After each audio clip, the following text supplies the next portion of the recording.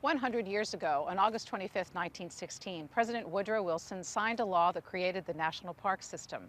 The Washington Monument and the National Mall, where we're standing, is part of that system.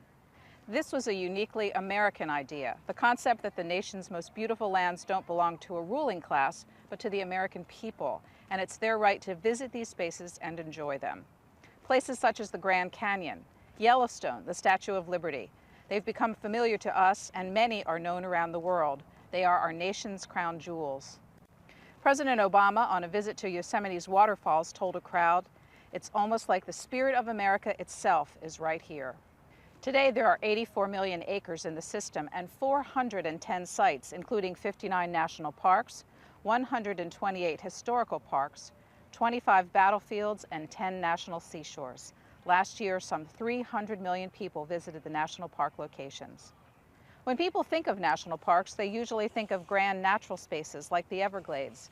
But along the way, the National Park Service took up a second mission of telling the American story. The Lincoln Memorial, the Washington Monument, and even President's Park, which surrounds the White House, are all part of the National Park Service narrative.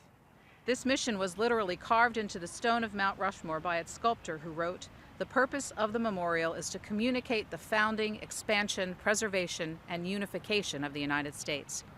But the American story is complicated, so in the 21st century, the National Park Service is taking the lead in trying to reconcile dueling storylines at many historic sites across the country. Arlington House, which sits on the hill above President John F. Kennedy's gravesite at Arlington National Cemetery, is an example of that effort. It's the park system's most visited historic home. Today, visitors to Arlington House learn the several storylines connected to this 19th century Southern mansion, from George Washington and the Revolutionary War to Robert E. Lee and the Civil War. And they learn about the enslaved people who lived their lives on the 1,100-acre estate and whose legacies live on in their descendants.